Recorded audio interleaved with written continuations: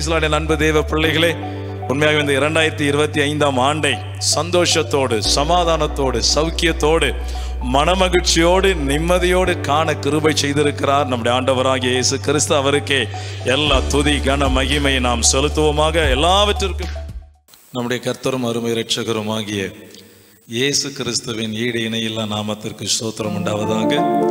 நம்முடைய கர்த்தராகிய இயேசு கிறிஸ்துவை யெகோவா தேவன் சுவிசேஷ ஊழியங்கள் மூலயமாக இதை பார்க்கிற கேட்டுக்கொண்டிருக்கிற அனைவருக்கும் மறுபடியும் எங்களுடைய புத்தாண்டு நல்வாழ்த்துக்களை தெரிவித்துக் கொள்ளுகிறோம். நாம் இந்த ஆராதனை நாம் ஜெபத்தோடு துவங்குவோமாக. எங்கள் அன்பின் பிதாவே, எங்கள் ஆண்டவராகிய இயேசு கிறிஸ்துவே, நேற்றும் இன்றும் என்றும் மாறாதவரே, மகா பரிசுத்தம் உள்ளவரே, என்றென்றைக்கும் ஸ்தோத்தரிக்கப்பட்ட சர்வத்திற்கும் மேலான தேவாதி தேவனாகிய எங்கள் இயேசு கிறிஸ்துவே, எங்களுக்காக பரத்தை விட்டு இறங்கி வந்து பாவங்களுக்காக அடிக்கப்பட்டு நொறுக்கப்பட்டு மூன்றாவது நாள் உயிரோடு எழுந்து சதா காலங்களிலும் ஜீவனோடு இருக்கிறவரே, எங்களை தேடி வந்தவரே, ரட்சித்தவரே, அபிஷேகித்தவரே, மக்கு ஸ்தோத்திரம் அப்பா. இம்மட்டுமாக நடத்தி வந்த பாதைகளுக்காய் நன்றி. விசேஷித்த விதமாக 2025ஆம் ஆண்டை மகிமையோடு காண கிருபை செய்திருக்கிறீரே, கோடான கோடி நன்றி. இதை இந்த நாளிலும் இந்த ஆராதனையோட அன்பின் கரத்தில் ஒப்புக் கொடுக்கிறோம். நீர் ஒருவரே உயர்ந்திருப்பீராக. உங்களுடைய நாமத்தினால கேட்கிறோம். எங்கள் மத்தியிலே வந்து விட்டதுக்காய் ஸ்தோத்திரம். இந்த ஆராதனை தொடக்கம் முதல் முடிவு பரியந்தம் நீர் எங்கள் நடத்தி கொடுப்பதற்காய் ஸ்தோத்திரம். இயேசுவின் நாமத்தினாலே ஆமென், ஆமென். Praise the Lord. கர்த்தர் ஜெபத்தை கேட்டு இந்த ஆராதனை ஆசீர்வாதம் கொடுத்திருக்கிறார். நாம் ஒரு பாடலின் 2 சரணங்களை பாடி சிறிது நேரம் ஆராதனைக்குள்ளாக கடந்து சென்று பிறகு வழக்கத்தின்படியே தேவ வார்த்தைக்குள்ளாய் கடந்து செல்வோம். அன்பே என் இயேசுவே, ஆருயிரே, ஆட்கொண்ட என் தெய்வமே என்கிற பாடலை பாடி நாம் ஏசப்பா மகிமைப்படுத்துவோம். எல்லாருக்கும் தெரிந்த பாடல். தெரிந்தவர்கள் எங்களோடு கூட சேர்ந்து பாடுங்கள். அன்பே என் இயேசுவே, ஆருயிரே, ஆட்கொண்ட என் தெய்வமே, அன்பே என் இயேசுவே, ஆருயிரே, ஆட்கொண்ட என் தெய்வமே, உம்மை நான் மறவேன், உமக்காய் வாழ்வேன், உம்மை நான் மறவேன், உமக்காய் வாழ்வேன், அன்பே என் இயேசுவே, ஆருயிரே, ஆட்கொண்ட என் தெய்வமே, அன்பே என் இயேசுவே, ஆருயிரே, ஆட்கொண்ட என் தெய்வமே, உம் சித்தம் நான் செய்வேன், அதுதான் என் உணவு, உம் சித்தம் நான் செய்வேன், அதுதான் என் உணவு, அன்பே என் இயேசுவே, ஆருயிரே, ஆட்கொண்ட என் தெய்வமே. ஆமென். எல்லாரும் சேர்ந்து அன்பே என் இயேசுவே, ஆருயிரே, ஆட்கொண்ட என் தெய்வமே, தாயை போல் தேற்றினீர், தந்தை போல் அணைத்தீர், தாயை போல் தேற்றினீர், தந்தை போல் அணைத்தீர், அன்பே என் இயேசுவே, ஆருயிரே, ஆட்கொண்ட என் தெய்வமே, ஆமென். அன்பே என் இயேசுவே, ஆருயிரே, ஆட்கொண்ட என் தெய்வமே. ஹல்லேலூயா. நம்ம அப்படி சிறிது நேரம் இயேசுப்பாவுடைய பரிசுத்த நாமத்தை ஆவியோடும் உண்மையோடு நாம் தொழுது கொள்வோம். ஆம், தேவன் ஆவியாய் இருக்கிறார். அவரை தொழுது கொள்ளுகிறவர்கள் ஆவியோடும் உண்மையோடும் அவரை தொழுது கொள்ள வேண்டும் என்று அவரே தம்முடைய திருவுளத்தை வெளிப்படுத்தியிருக்கிறபடியினாலே, என் அருமையான தேவ பிள்ளைகளே, இந்த புதிய ஆண்டை மகிமையாய் காண செய்த இயேசப்பாவுக்கு, மாட்சிமையாய் காண செய்த இயேசப்பாவுடைய பரிசுத்த நாமத்தை நாம் ஸ்தோத்திர பலிகளை செலுத்தி சிறிது நேரம் நாம் மகிமைப்படுத்துவோமாக. ஹல்லேலூயா, ஹல்லேலூயா. இயேசப்பா உமக்கு ஸ்தோத்திரம். நல்லவராகிய இயேசு கிறிஸ்துவே உமக்கு ஸ்தோத்திரம். வல்லவரே உமக்கு ஸ்தோத்திரம். இயேசப்பா, வாக்கு மாறாத தெய்வமே, அதிசயங்களை காண பண்ணுவேன் என்று வாக்கு கொடுத்த தெய்வமே உமக்கு ஸ்தோத்திரம். அப்பா, என்றென்றைக்கும் ஸ்தோத்தரிக்கப்பட்ட சர்வத்திற்கும் மேலான தெய்வமே உமக்கு நன்றி. இயேசப்பா, மெய்யான தேவனும் நித்திய ஜீவனுமாய் இருக்கிறவரே, நாங்கள் உம்மை துதிக்கிறோம், உம்மை ஸ்தோத்தரிக்கிறோம். ஐயா, ஒருவராய் பெரிய அதிசயங்களை செய்கிறவரே, அநேக தன்மைகளை தனக்குள் கொண்ட ஒரே தெய்வமே உமக்கு நன்றி. இயேசப்பா, ஒருவராய் பெரிய அதிசயங்களை செய்கிறவரே உமக்கு நன்றி. எங்களுக்காக இறங்கி வந்தீரே நன்றி. எங்களை பரிசுத்தப்படுத்துகிறவரே நன்றி. அடிக்கப்பட்டு நொறுக்கப்பட்டவரே உமக்கு நன்றி. இயேசப்பா, உமக்கு கோடான கோடி நன்றிகளை ஏறெடுக்கிறோம். எங்கள் நடுவில் பிரசன்னராய் வந்திருக்கிறபடியினால் நன்றி. எங்களை ஆசீர்வதிக்கிற தெய்வமே உமக்கு நன்றி. இயேசப்பா, கோடான கோடி நன்றி. ஐயா, 2025ஆம் ஆண்டை மகிமையாய் காண கிருபை செய்து இத்தனை நாட்களாக நடத்தி வந்திருக்கிறவரே நன்றி. இன்னைக்கு நடத்த போகிறவரே உமக்கு கோடான கோடி நன்றி, நன்றி, நன்றி. அப்பா, இந்த வருஷ துவக்கத்தில் இருந்து உம்மை அதிகமாய் நேசிக்கிற பாக்கியத்தை கொடுப்பீராக, உம்மை அதிகமாய் வாஞ்சிக்கிற பாக்கியத்தை கொடுப்பீராக. அப்பா, ஆமாப்பா, உம்மை அதிகமாய் நேசிக்கிறோம். நீர் வாழ்க இயேசப்பா, உம்முடைய பரிசுத்த நாமம் வாழ்க. உம்முடைய பரிசுத்த நாமமாகிய இயேசு கிறிஸ்து என்கிற நாமம் வாழ்க. ஹல்லேலூயா, ஹல்லேலூயா. தேவ பிரசன்னம் நிரப்பி கொண்டிருக்கிறது. தேவ மகிமை நிரப்பி கொண்டிருக்கிறது. இயேசப்பாவுடைய உன்னதமான நாமத்தை ஆராதிக்க ஆராதிக்க உங்களுடைய கண்ணீர்கள் எல்லாம் துடைக்கப்படும். இந்த புதிய வருஷ வாக்குத்தத்தங்களை இந்த வருஷ துவக்கத்திலேயே கர்த்தர் நிறைவேற்ற வல்லமை உள்ளவராயிருக்கிறார். குறைவுகளை நிறைவாக மாற்றுவார். உங்கள் பலவீனத்தில் பலன் கொடுப்பார். உங்கள் போராட்டங்களை மாற்றுவார். உங்கள் பிரச்சனைகளுக்கு முடிவு கொடுக்கப்படும். என்றால் இயேசப்பா நம்மோடு கூட இருக்கிறார். அவர் ஜீவனுள்ளவர், நம்மை காண்கிற தெய்வம் அவர். ஹல்லேலூயா, ஹல்லேலூயா, ஹல்லேலூயா. அன்பு கூறுவேன் இன்னும் அதிகமாய், ஆராதிப்பேன் இன்னும் ஆர்வமாய். அன்பு கூறுவேன் இன்னும் அதிகமாய், ஆராதிப்பேன் இன்னும் ஆர்வமாய். என் முழு உள்ளத்தோடு ஆராதிப்பேன், முழு மேலத்தோடு அன்பு கூறுவேன். ஆராதனை, ஆராதனை, ஆராதனை, ஆராதனை. எல்லாரும் சேர்ந்து மகிமைப்படுத்துவோமா? ஆராதனை, ஆராதனை, ஆராதனை, ஆராதனை. அவர் எபினேசர், உதவி செய்கிறவர். எபினேசரே, எபினேசரே, இதுவரையில் உதவி நீர். பாடுவீங்களா எல்லாருமாக? எபினேசரே, எபினேசரே, இதுவரையில் உதவி நீரே, இதுவரையில் உதவி நீரே. உம்மை முழு உள்ளத்தோடு ஆராதிப்பேன், முழு மேலத்தோடு அன்பு கூறுவேன். ஆராதனை, ஆராதனை, ஆமென். ஆராதனை, தேவ மகிமை, தேவ பிரசனம் இறங்கி கொண்டிருக்கிறது. ஆராதனை, ஆராதனை, ஆராதனை, ஆராதனை. எல்ரோயி, அவர் நம்மை காண்கிறவர்.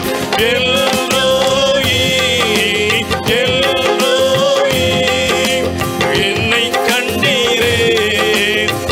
உங்களை காண்கிறவர், உங்களை கண்டு கொண்டு இருக்கிறார். எல்ரோயி, எல்ரோயி, என்னை கண்டீரே.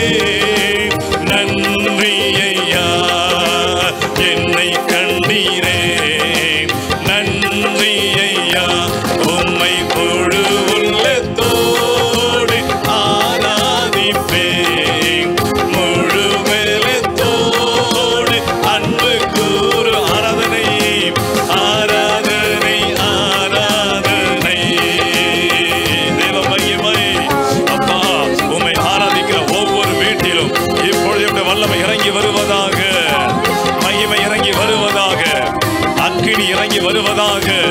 எல்லாரையும் அந்நிய பாஷையால் நிரப்பும். ஓ ஷகீன மகிமை, ஆராதனை ஆராதனை.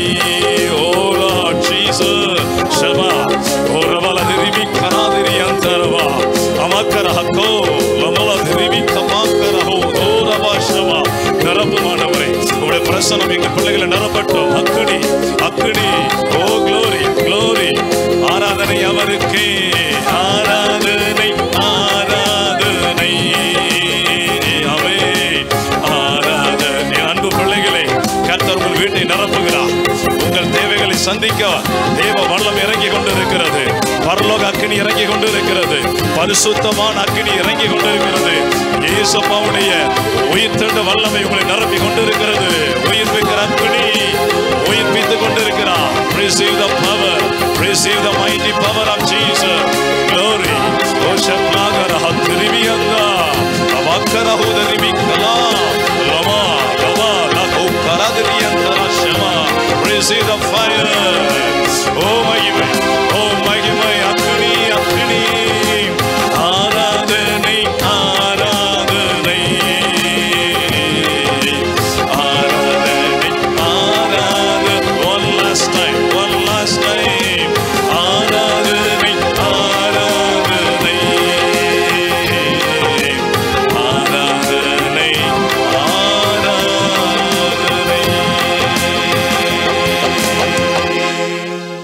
Amen. Praise the Lord. Amen. Hallelujah. தேவ பிரசனம் நம்மை நிரப்பி இருக்கிறது. தேவ வல்லமை நம்மை நிரப்பி இருக்கிறது. கர்த்தருடைய அபிஷேகம் நம்மை நிரப்பி இருக்கிறது. அபிஷேகத்தோடு தேவனுடைய வார்த்தைக்குள்ளாய் நாம் கடந்து செல்வோமாக. ஹல்லேலூயா. எபேசியர் 5ஆம் அதிகாரம் 17ஆம் வசனத்தை நான் வாசிக்கிறேன் பாருங்கள். எபேசியர் 5ஆம் அதிகாரம் 17ஆம் வசனம். ஆகையால் நீங்கள் மதி அற்றவர்களாய் இராமல் கர்த்தருடைய சித்தம் இன்னதென்று உணர்ந்து கொள்ளுங்கள். கண்களை மூடி ஜெபிப்போம். எங்கள் அன்பின் பிதாவே, எங்கள் ஆண்டவராகிய இயேசு கிறிஸ்துவே, இந்த அருமையான நல்ல நாளின் இந்த மகிமையான நேரத்திற்காக நன்றி. உம்மை பாடினோம், துதித்தோம், உங்களுடைய அபிஷேகத்தை பெற்றுக்கொண்டோம். கோடான கோடி நன்றி அப்பா. இப்பொழுது எல்லாவற்றிற்கும் மேலாக உம்முடைய வார்த்தையை நீர் மகிமைப்படுத்தி இருக்கிறீர் என்று எழுதப்பட்டிருக்கிறது அல்லவா? மனுஷன் அப்பத்தினாலே மாத்திரம் அல்ல, தேவனுடைய வாயிலிருந்து புறப்படுகிற ஒவ்வொரு வார்த்தையினாலும் பிழைப்பான் என்கிற வார்த்தையின்படியாக இதை இந்த நாளில் நம்முடைய வார்த்தையை வாசித்து இருக்கிறோம். அடிமையை மறைத்து இதற்கேற்ற வியாக்கியானத்தை தாரும். நீங்க பேசுங்க, நாங்கள் கேட்கிறோம்.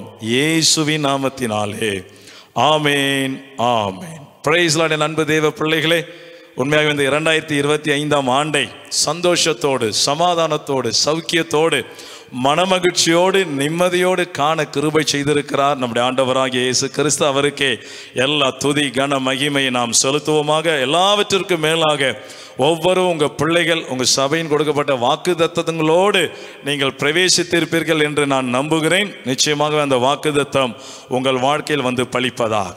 இப்பொழுது நாம் பார்க்க போகிற காரியம் என்னவென்றால், இந்த வருஷ துவக்கத்தில் இருந்தே நாம் செய்ய வேண்டிய மிக முக்கியமான காரியங்கள், எடுக்க வேண்டிய முக்கியமான தீர்மானங்களை நாம் எடுத்து இந்த வருஷ துவக்கத்தில் இருந்தே அந்த காரியங்களை நாம் செய்ய ஒப்பு கொடுக்கும் பொழுது நிச்சயமாகவே கர்த்தர் நமக்கு கொடுக்கப்பட்ட அத்தனை வாக்குத்தத்தங்களையும் நம்முடைய வாழ்க்கையில் வந்து நிறைவேற்றுவார் என்பதிலே சந்தேகமில்லை. அதை தான் நம்ம இங்கே வாசித்தோம். என்ன சொல்லுகிறார்? என் அன்பு தேவ பிள்ளைகளே, இந்த 2025 மகிமையாய் கண்ட அன்பு தேவ பிள்ளைகளே, நீங்கள் இந்த வருஷ துவக்கத்தில் இருந்தே செய்ய வேண்டிய காரியம் என்ன? நீங்கள் மதியற்றவர்களாய் இராமல் கர்த்தருடைய சித்தம் இன்னதென்று உணர்ந்து கொள்ளுங்கள். ஹல்லேலூயா. கர்த்தர் என்ன நமக்கு ஒரு அழைப்பு கொடுக்கிறார்? இந்த புதிய வருஷ துவக்கத்தில் இருந்து என் பிள்ளைகள் என்னுடைய சித்தத்தை அறிந்து செய்கிறவர்களாய் இருக்க வேண்டும் என்று கர்த்தர் தன்னுடைய விருப்பத்தை நம் அனைவருக்கும் தெரிவித்துக் கொண்டிருக்கிறார். ஏன்? நாம் வேதத்தில் பார்க்கணும், 2 சித்தம் உண்டு. ஒன்று தேவ சித்தம், இன்னொன்று மனுஷிகம், அதாவது நம்மளுடைய சுய சித்தம். இப்போ நமக்கு நல்லா தெரியும் மனுஷனுடைய வழிகள், அதாவது மனுஷனுடைய சித்தத்தின்படி நடக்கக்கூடிய வழிகள் எல்லாமே மரண வழிகள் என்று சொல்லப்பட்டிருக்கிறது. நாம் நம்முடைய சித்தத்தின்படி செய்ய அழைக்கப்பட்டவர்கள் அல்ல. நாம் கர்த்தருடைய பிள்ளைகளாக மாறின பட்சத்தில் அவருடைய சித்தம் என்ன என்பதை உணர்ந்து ஒவ்வொரு நாளும் அந்த சித்தத்தின் வழியாக நடக்க நம்மை அர்ப்பணிக்க வேண்டும் என்று கர்த்தர் விரும்புகிறார். அது நிச்சயம் நாம் அப்படி செய்துதான் ஆக வேண்டும். ஏனெனில் அவருடைய சித்தத்தின்படி செய்கிறவனும் வேதத்தில் சொல்லப்பட்டிருக்கிறது, என்றென்றைக்கும் நிலைத்திருப்பான் என்று சொல்லப்பட்டிருக்கிறது. ஹல்லேலூயா. இங்கு ஒரு சம்பவத்தை பார்த்துவிட்டு அவருடைய சித்தம் என்ன என்று வேதத்தில் எழுதப்பட்ட ஒரு 4 வசனங்களை நாம் வாசித்து தியானம் பண்ண போகிறோம். அந்த சம்பவம் 1 நாளாகமம் 13ஆம் அதிகாரம் வசனங்கள் 1 - 14 முடிய நீங்கள் அதை குறித்து கொள்ளுவீர்கள். அதை நீங்கள் வீட்டில் தியானம் பண்ணீங்க என்றால் உங்களுக்கு நலமாக இருக்கும். 1 தெசலோனிக்கர் 13 1ஆம் வசனத்திலிருந்து 14ஆம் வசனம் மட்டுமாக அங்கே எழுதப்பட்ட சம்பவம் என்ன உங்களுக்கு ரத்தின சுருக்கமாக நான் சொல்லுகிறேன். சவுல் ராஜாவாய் இருந்தபோது அவன் கர்த்தருடைய வார்த்தையை தேடுகிற மனுஷனாய் அல்லாமல், கர்த்தருடைய உடன்படிக்கையை தேடுகிற மனுஷனாய் இல்லாமல் இருந்த ராஜா என்பதை நாம் நன்றாக அறிந்திருக்கிறோம். ஒரு ராஜாக்கு எவ்வளவு வேலை இருந்திருக்கும். ஆனால் அவன் அந்த வேலையெல்லாம் விட்டுவிட்டு தாவீதை எப்படியாகிலும் கொலை செய்ய வேண்டும் என்பதிலே தான் அவன் கண்ணும் கருத்துமாய் இருந்தான் என்பது நாம் அனைவரும் அறிந்த காரியமே.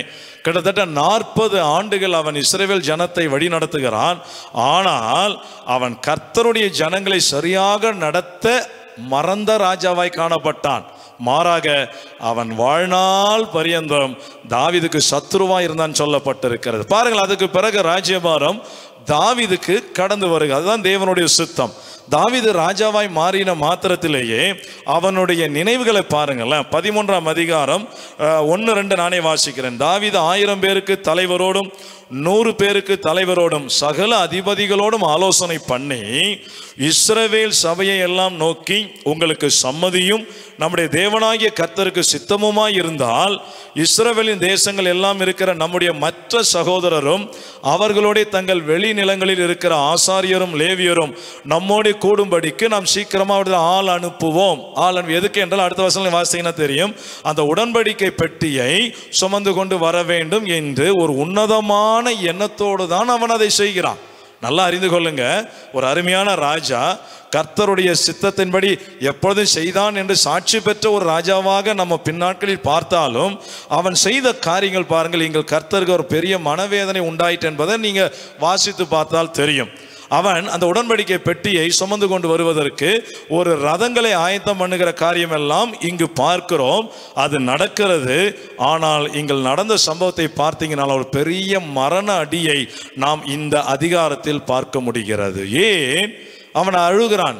ஒரு பெரிய ஒரு மரண ஊசாவை கர்த்தர் அடிக்கிறார். அதை வாசித்து பார்த்தா தெரியும். அவனுக்கு புரியல. அப்புறமா ஜெபம் பண்ணி கேட்கும் போதுதான் தேவன் தன்னுடைய சித்தத்தை அவர் வெளிப்படுத்துகிறார். அப்ப பாருங்க, இங்க அவருடைய சித்தத்தின்படி என்று சொல்லினாலும் அவன் அவருடைய சித்தத்தை செய்ய மறந்தவனாக சுய சித்தத்தின்படி செய்தான். ஒரு பெரிய அடி அங்கு விழுந்தது என்று நம்ம வேதத்துல பார்க்கிறோம். பிறகு சுதாரித்து கொண்ட தாவீது கர்த்தருடைய பாதத்தில் அமர்ந்திருந்த, எசப்பா, நான் செய்த குற்றத்தை மன்னியும், நான் தெரியாம செஞ்சிட்ட, உங்க சித்தம் என்ன என்று அவன் கேட்ட பொழுது கர்த்தர் அதை வெளிப்படுத்தினார். அதை தான் அவன் 15ஆம் அதிகாரம் 2ஆம் வசனத்திலேயும் பிறகு 13ஆம் வசனத்தில் அவன் சொல்லுகிறதை நான் வாசித்து காட்டுகிறேன். பாருங்கள், 1 நாளாகமம் 15ஆம் அதிகாரம் 2ஆம் வசனத்தை முதலாவது வாசிக்கிறேன். பிற்பாடு தாவீது, பெரிய ஒரு அடி வந்துச்சு. அதுக்கு பிறகு சுதாரித்து கொண்டவன் ஆண்டவரிடத்தில் போய் மன்னிப்பு கேட்டு அவருடைய சித்தத்தை கேட்டு பெற்றுக்கொண்ட பிறகு எழுதுகிறான். பிற்பாடு தாவீது, லேவியர் ஒழிய வேறு ஒருவரும் தேவனுடைய பெட்டியை எடுக்கலாகாது. கர்த்தருடைய சித்தம் அதுதான். அந்த உடன்படிக்கை பெட்டியை கர்த்தர் லேவியர்கள் சுமந்து கொண்டு வர வேண்டும் என்பதுதான் அவருடைய திட்டமும் சித்தமுமா இருக்கிறது. இதை பிற்பாடு அவன் அறிந்து கொண்டான். அவர்கள் தான் சுமந்து கொண்டு வரவன். எப்படி சுமக்கணுமா? தேவனுடைய பெட்டியை எடுக்கவும் என்றென்றைக்கும் அவருக்கு பணிவிடை செய்யவும் அவர்களையே கர்த்தர் தெரிந்து கொண்டார். எப்படி என்றால், அந்த ஆசாரியர்கள் லேவியர்கள் தங்களுடைய தோளின் மேல் அந்த உடன்படிக்கை பெட்டியை சுமந்து கொண்டு வர வேண்டும். இதுதான் கர்த்தருடைய சித்தம். அவன் உற்சாக மிகுதியிலே கர்த்தரோட பெட்டி கொண்டு வர வேண்டும். நல்ல எண்ணம் தான், அதில் மாற்று கருத்தே இல்லை. நல்ல எண்ணத்தோடு அவன் செயல்பட்டான். ஆனால் தேவ சித்தமாய் இல்லாதபடியினாலே அங்கு ஒரு பெரிய அடிவிட பண்ணினார். இது நமக்கு எச்சரிப்பாக இருப்பதாக.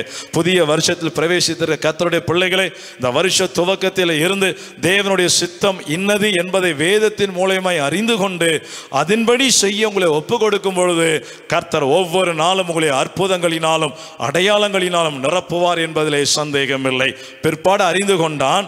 அந்த 13ஆம் வசனத்தில் சொல்லுகிறான், முதலில் நீங்கள் அதை சுமக்காதபடியினாலும் நாம் நம்முடைய தேவனாகிய கர்த்தரை நியாயமானபடியே தேடாத போனபடியினாலும் அவர் நமக்குள்ளே அடிவிட பண்ணினார் என்றான். ஹல்லேலூயா. அப்ப தேவ சித்தத்தின்படி அவரை தேடாமற் போவோமே ஆனால், தேவ சித்தத்தின்படி அவரை தொழுது கொள்ளாமற் போவோமே ஆனால், தேவ சித்தத்தின்படி நம்முடைய வாழ்க்கையை நடத்தாமற் போவோமே ஆனால் நிச்சயமாகவே நமக்குள்ளே அடி வரும் என்பது இந்த பகுதியில் நாம் கர்த்தர் கற்றுக் கொடுக்கிற ஒரு மாபெரும் பாடமாக இருக்கிறது. ஹல்லேலூயா. நம்மை அடிக்க கர்த்தர் அழைக்கவில்லை, அதுக்காக புதிய வருஷத்தில் பிரவேசிக்க அழைக்கவில்லை.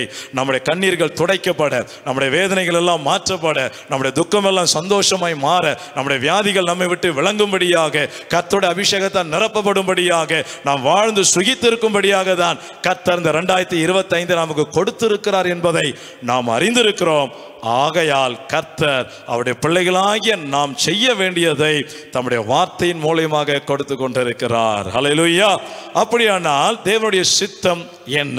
ஒரு 4 வசனங்கள், அந்த வசனங்களை மட்டும் வாசிக்கிறேன், நீங்கள் புரிந்து கொள்வீர்கள். 1 தெசலோனிக்கேயர் 5ஆம் அதிகாரம் 18ஆம் வசனத்தில் வேதம் இவ்விதமாய் சொல்லுகிறது, எல்லாவற்றிலேயும் ஸ்தோத்திரம் செய்யுங்கள், இப்படி செய்வதே கிறிஸ்து இயேசுவுக்குள் உங்களை குறித்து தேவனுடைய சித்தமாய் இருக்கிறது. ஹல்லேலூயா. முதலாவதாக அவருடைய சித்தம் என்ன? என் அன்பு தேவ பிள்ளைகளே, எல்லாவற்றிலேயும் ஸ்தோத்திரம் செய்யுங்கள். அதை தான் சங்கீதக்காரன் 34:1 தாவீது அழகாய் சொல்லுகிறான், நான் கர்த்தரை எக்காலத்திலும் ஸ்தோத்தரிப்பேன், அவர் துதி எப்போதும் என் வாயில் இருக்கும். ஹல்லேலூயா. ஏசப்பாவுக்கு எல்லாவற்றிலையும் ஸ்தோத்திரம் செய்ய உங்களை ஒப்பு கொடுங்க. எல்லா காரியத்திலையும் ஏசப்பாவுக்கு உங்க நன்றி செலுத்த ஒப்பு கொடுங்க. கர்த்தர் கொடுத்த அத்தனை ஆசீர்வாதங்களுக்காக நன்றி செலுத்த உங்களை ஒப்பு கொடுங்க. ஒருவேளை ஆசீர்வாதங்கள் தடைப்பட்டிருக்கிற சூழ்நிலை இருந்தாலும் அந்த சூழ்நிலைக்காகவும் ஏசப்பா இது என் நன்மைக்காக தான் அனுமதித்திருக்கிறேன், இந்த பாடுகளுக்காய் ஸ்தோத்திரம், இந்த நிந்தைகளுக்காய் ஸ்தோத்திரம், இந்த வேதனைகளுக்காய் ஸ்தோத்திரம், இதனை மாற்ற போற கிருபைகளுக்காய் ஸ்தோத்திரம் என்று சொல்லி கர்த்தர் அனுமதித்திருக்கிற சில நெகட்டிவான காரியங்கள் இருந்தாலும் அவைகளுக்காகவும் இந்த வருஷ துவக்கத்தில் இருந்து வாயை திறந்து குடும்பமாக நீங்கள் ஸ்தோத்திரம் செய்யும் போது நீங்க தேவ சித்தத்தை நிறைவேற்றுகிற பிள்ளைகளாய் இருப்பீர்கள். ஹல்லேலூயா. இரண்டாவதாக அவருடைய சித்தம் என்ன? 1 தெசலோனிக்கேயர் 4ஆம் அதிகாரம் 3ஆம் வசனத்திலையும் 7ஆம் வசனத்திலையும் இவ்விதமாய் எழுதப்பட்டிருக்கிறது. என்ன? நீங்கள் எல்லாவற்றிலேயும் பரிசுத்தம் உள்ளவர்களாக வேண்டும் என்பதே தேவனுடைய சித்தமாய் இருக்கிறது. ஏனெனில் நம்மை அவர் அசுத்தத்திற்கு அல்ல பரிசுத்தத்திற்கே அழைத்திருக்கிறார். ஹல்லேலூயா. இரண்டாவது சித்தம் என்ன? நம்முடைய நடக்கைகள் எல்லாவற்றிலேயும் நாம் பரிசுத்தம் உள்ளவர்களாக இருக்க வேண்டும் என்பதுதான் தேவனுடைய சித்தம். பேசுவதிலே பரிசுத்தம், பார்வையிலே பரிசுத்தம், நாம் செவியிலே கேட்கக்கூடிய காரியங்களிலேயே பரிசுத்தம், நம்முடைய நினைவுகளிலேயே பரிசுத்தம். ஆம், நமக்கு நல்லா தெரியும் எது பரிசுத்தம் எது அசுத்தம் என்பது நமக்கு நல்லா தெரியும். அசுத்தமானவைகள் எல்லாவற்றிலும் இருந்து விலகி பரிசுத்தமாய் வாழ நம்மை ஒப்பு கொடுக்கும் பொழுது அவருடைய சித்தத்தை நிறைவேற்றுகிற பிள்ளைகளாய் இருக்கிறோம். ஹல்லேலூயா. ஏனெனில் பரிசுத்தம் இல்லாமல் ஒருவரும் கர்த்தரை தரிசிப்பதில்லையே. நம் இயேசுப்பா மிகவும் பரிசுத்தம் உள்ளவர். அவர் ஒருவரும் சேரக்கூடாத ஒளியில் வாசம் பண்ணுகிறவர். அவ்வளவு பரிசுத்தம் உள்ள தெய்வம் நம்மை பரிசுத்தமாய் வாழதான் அழைத்திருக்கிறார். ஆகையால் அன்பு தேவ பிள்ளைகளே, இந்த வருஷ துவக்கத்தில் இருந்து எவைகள் எல்லாம் நம்மை பரிசுத்தப்படுத்தும் என்று வேதம் நமக்கு கற்றுக் கொடுக்கிறதோ அதிலே நாம் மிக முயற்சி எடுத்து பரிசுத்தம் உள்ளவர்களாக ஒப்பு கொடுக்கும் போது கர்த்தர் நம்மை ஆசீர்வதிக்கிற தேவனாய் இருக்கிறார். ஏனென்றால் யோசுவாவில் கொடுக்கப்பட்ட பிரதானமான கட்டளை, இன்றைக்கு நீங்கள் உங்களை பரிசுத்தம் பண்ணி கொள்ளுங்கள். நாளைக்கு கர்த்தர் உங்கள் நடுவிலே அற்புதங்களை செய்வார். ஹல்லேலூயா. இரண்டாவதாக பரிசுத்தம் உள்ளவர்கள் ஆக வேண்டும். மூன்றாவதாக 1 தீமோத்தேயு 2ஆம் அதிகாரம் 4ஆம் வசனத்தில் இவ்விதமாய் சொல்லுகிறது, எல்லா மனுஷரும் ரட்சிக்கப்படவும் சத்தியத்தை அறிகிற அறிவை அடையவும் அவர் சித்தமுள்ளவராயிருக்கிறார். ஹல்லேலூயா. நீங்க ரட்சிக்கப்பட்டா மட்டும் போதாது, உங்க குடும்பம் ரட்சிக்கப்பட்டா மட்டும் போதாது, உங்கள் உறவினர்கள் ரட்சிக்கப்பட வேண்டும், உங்கள் நண்பர்கள் ரட்சிக்கப்பட வேண்டும், நீங்கள் அறிந்தவர்கள் ரட்சிக்கப்பட வேண்டும், நீங்கள் அறியாத மக்கள் ரட்சிக்கப்பட வேண்டும், உங்கள் வீட்டை சுற்றி இருக்கிற மக்கள் ரட்சிக்கப்பட வேண்டும். அவர்கள் இயேசுவை ஏற்றுக்கொள்ளாத மக்களாய் இருந்தால் அவர் ரட்சிக்கப்பட வேண்டும் என்கிற வாஞ்சை, ஜெபம் நமக்கு இந்த வருஷ துவக்கத்திலிருந்து அதிகமாய் நம்முடைய வாழ்க்கையில் காணப்படுவதாக. ஹல்லேலூயா. ஏனென்றால் ரட்சிப்பு கர்த்தருடையது. உலகத்தை ரட்சிப்பதற்காக தான் இயேசுப்பா வந்தார். நம்மை ரட்சித்திருக்கிறார். நாம் சந்தோஷப்பட்டு களி கூர்ந்து மற்றவருடைய ரட்சிப்புக்காக கண்ணீரோடு ஜெபித்து ஆத்துமாக்களை அறுவடை செய்ய உங்களை ஒப்பு கொடுப்பீராக. அட்லீஸ்ட் ஒரு நாளிலே ஒரு ஆத்துமாவுக்காகிலும் இயேசுப்பாவை பற்றி பிரசங்கம் பண்ணுங்க. பிரதர், சிஸ்டர், இயேசுப்பா தான் வானத்தையும் பூமியும் படைத்த தெய்வம். அவர்தான் உன்னதமான தெய்வம். மனிதர்களாகிய உங்களையும் என்னையும் அவர்தான் படைத்தார். அவர்தான் கண்ணீரை துடைக்கும்படியாக இறங்கி வந்தார். வேதனை மாற்றும்படியாக இறங்கி வந்தார். உங்களுடைய துக்கத்தை சந்தோஷமாய் மாற்றுகிறவர் இயேசு கிறிஸ்து ஒருவரே. உங்கள் கவலைகளை மாற்றுவார், உங்கள் பிரச்சனைகளை மாற்றுவார், உங்கள் தேவைகளை சந்திப்பார், உங்களை ஆசீர்வதிப்பார். இயேசுப்பாவை ஏற்றுக்கொள்ளுங்கள் என்று சொல்லி பாரத்தோடு நீங்கள் சுவிசேஷமும் அறிவிக்க வேண்டும். அவர்களுக்காக உங்கள் வீட்டிலே நீங்கள் ஜெபிக்கும் போது கர்த்தர் அதை பார்க்கிறவர். என்னவென்று சொல்வார் தெரியுங்களா? நீங்க எசேக்கியாவில் வாசித்து பாருங்க.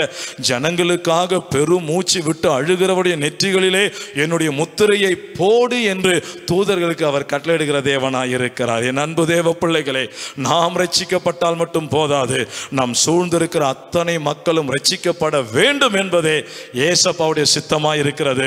அந்த சித்தத்தை நிறைவேற்ற ஊழியத்திற்கு உங்களை ஒப்பு கொடுங்கள். சுவிசேஷத்தை பாரத்தோடு அறிவிங்கள். அறிவித்த மக்களுக்காக ஜெபம் பண்ணுவதே தேவனுடைய சித்தமாய் இருக்கிறது. ஹல்லேலூயா. கடைசியாக தேவனுடைய சித்தம் என்ன?